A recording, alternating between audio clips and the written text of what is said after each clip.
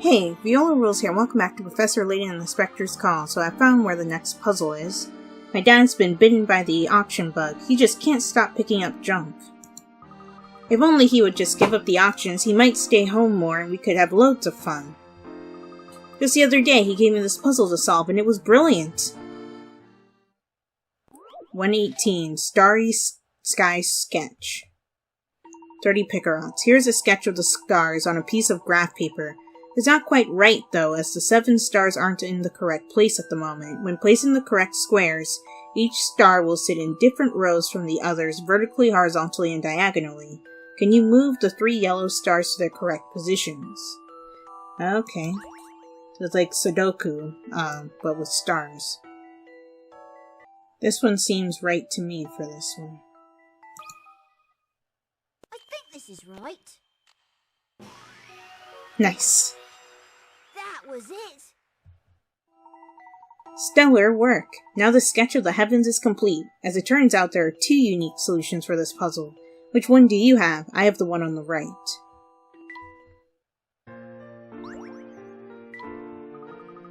I found this one tough, but my dad gave me really good hints, so I got it in the end. I didn't need any hints at all. If only he'd stay home more often, it'd be nicer for me and my mum both. Okay, I found the next one. I have to travel back to Gressenheller. Herschel, my boy, you couldn't have come at a better time. Can I help you with something, Dean Delmona? That you can. You see, I've been asked to redecorate my darling granddaughter's bedroom. But as you may suppose, I haven't the foggiest idea how to go about it. Ah, I see. Well, don't worry. I'd be happy to help you with the redecoration. Splendid, splendid. I knew you would help an old man in his hour of need. Let's have a look, shall we? Okay, so let's see. 119, window design, 60 Picarots. Oh, jeez. A young girl has asked to have her window decorated with shiny red apples. Work out how to decorate the window with these transparent apple stickers, making sure that every part of the window is covered. The apple stickers may be oriented in any direction, it can even be flipped, but you must make sure that every frame has 1 apple and no stickers extend past the edges of the window. Okay, so this is one you can't fail, so that's nice.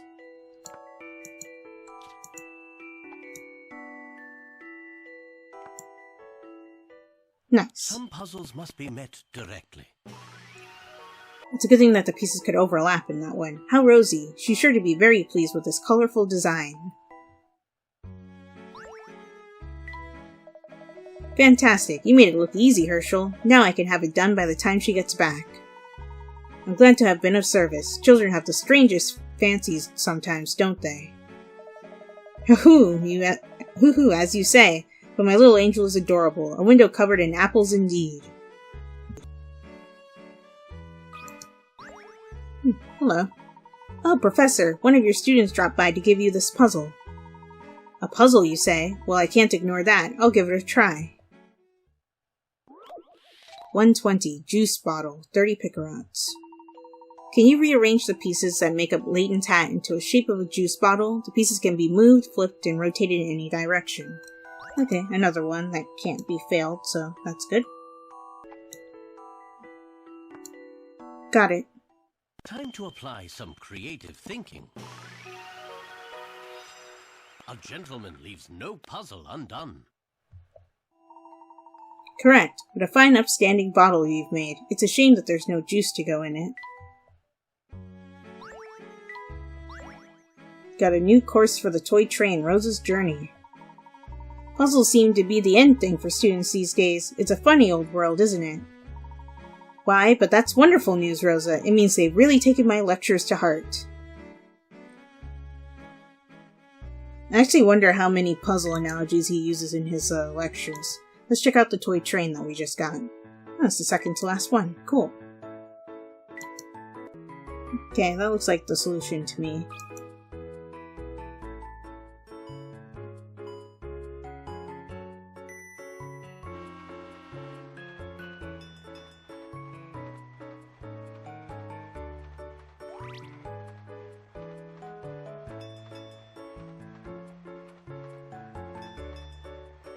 Okay, that's 1 train to its destination.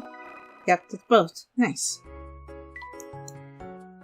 I found where the next puzzle is, I just have to talk to her. Wunderbar. The detectives are all out on their cases and I'm left in the lurch with all this paperwork. That doesn't sound very fair. Is there any way we can help? That'd be super, actually. I was stuck on this puzzle here. Think you can solve it for me? Sure. 121. Flatfoot Families. 45 picarounds. 3 veteran detectives, A, B, and C, are standing by a first-floor window. Looking out at the garden below, they say, A, that's my daughter and grandchild. B, that's my daughter and grandchild. C, that's my daughter and grandchild. Being hard-boiled detectives, they're all very serious about this. None of them are lying. What is the minimum number of people who need to be in the garden? It's 3. I don't really know exactly why, but it's the hunch that I have that it's 3. A challenging puzzle, to be sure. Correct. I love the thrill of a good solution.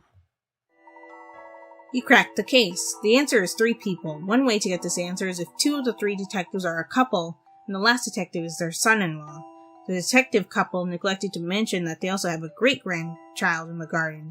Can you see any other ways to satisfy the conditions with only 3 people in the garden? Ah, okay. And they show at the top how the family tree would work in that case. Got a new action for the puppet theater, Munch On. It should work out nicely now. It does. How'd you manage to do that so fast? I should call you Speedy Beady. Anyway, I'll let you get on, Prof. Thanks for your help. You're a true gent. Emmy, take a leaf out of the professor's book and show some humility for a change, wouldn't you? Excuse me? I may not be humble, but I still like to think I have something called manners. Suit yourself. As long as you're not rude to the professor, that's what matters, I suppose. You know what? Let's actually check the puppet theater, because I've gotten a lot of the actions. I feel like I should be able to do the last one by now. Every day I set out with my brushes and oil paint to find a nice spot to paint the scenery. I think I'll stop here today and paint the river. My mind made up, I blanked my chair and started setting up. I'm gonna just sit on my chair and started setting up.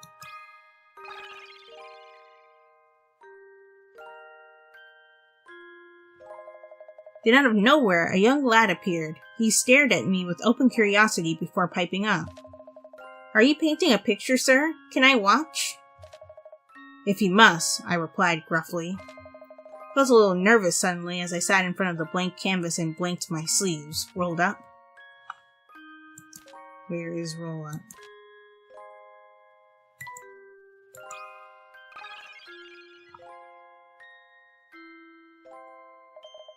Before I touched the brushes, I got out my bread. I always have a snack ready when I'm painting. I need something close at hand for when I get peckish so I can eat and paint at the same time. Hey boy, you going to want some of this? The lad seemed to be eyeing my bread with great relish, so I decided to be on the safe side. I cut twice as many slices of bread as usual and blanked them with plenty of butter. Spread them. And smeared them with plenty of butter.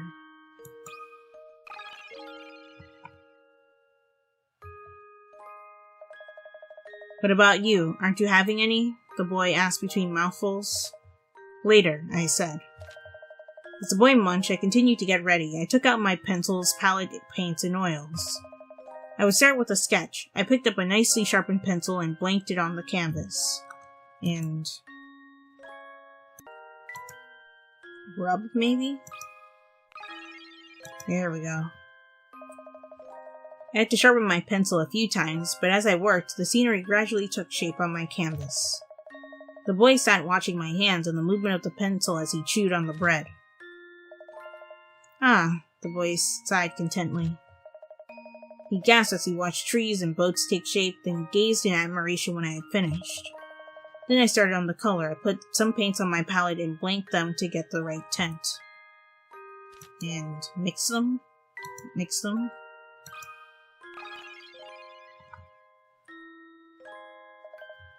As I mixed, a beautiful blue appeared on the palette before our very eyes. While I prepared my other base colors, I spoke to the young lad. So, do you like painting, boy? Of course, he replied. Upon hearing the boy's eager reply, I felt inspiration flow through me and set to work in earnest. At times I let my brush drift gracefully over the canvas to paint soft, fluid shapes. At others, I blanked my brush with great panache to make bold, strong, bold lines. I wielded my brush. Oh.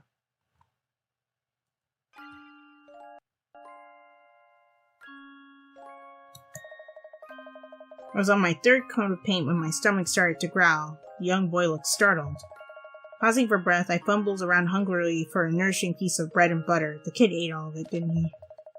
Here you go, mister, said the boy. You didn't think I'd eaten it all, did you? Though it is delicious. My worried frown dissolved in a moment as I gratefully took a big hunk of bread from his hands. Well, that was nice of him to save a piece. It's not bad, is it? I chuckled. With that, I blanked my snack with gusto.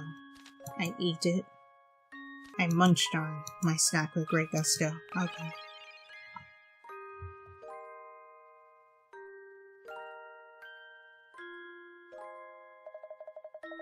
My energy restored, I returned to my painting. After some time, I sat back and examined my work.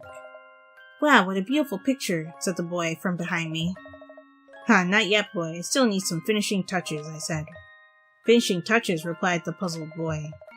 Stroke by stroke, delicately and diligently, I gradually blinked life into the painting. I gradually breathed life into the painting.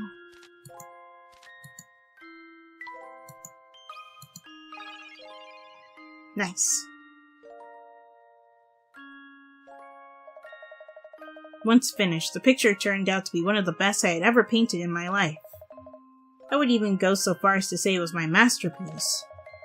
Filled with gratitude, I gifted that painting to the young lad who'd helped me. After the old man had finished tidying up his things, he gave me the painting he'd done. Now I want to try to paint. I want to be able to paint that kind of picture. My dream was to be an artist, just like the old man. I've got a long road ahead of me, but maybe the old man will be waiting for me at the end of it. Aw, that's cute.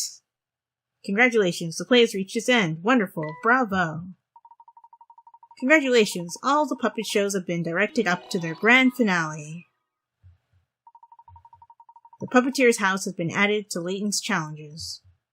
Some more bonus content.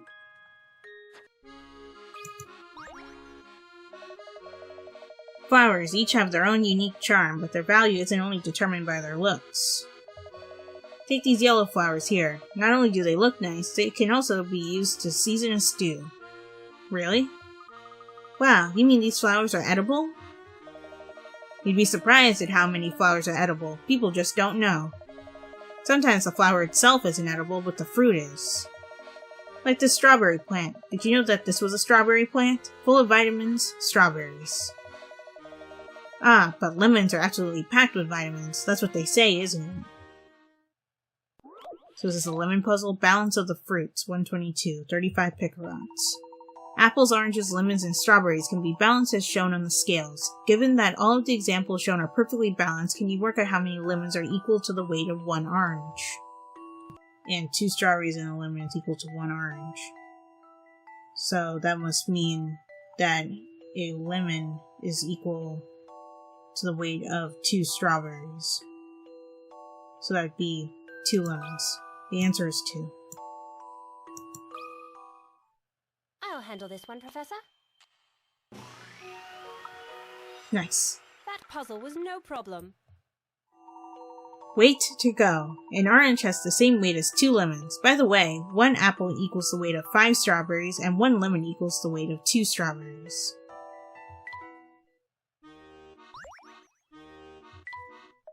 Aha! It's nice to meet someone who understands the value of strawberries and lemons. First, they have beautiful flowers to enchant your eyes, then they bear delicious, juicy fruit. Cool. Well, I'm going to go ahead and end this episode here. If you guys enjoyed it, be sure to like, comment, share, and subscribe, and I'll talk to you all next time.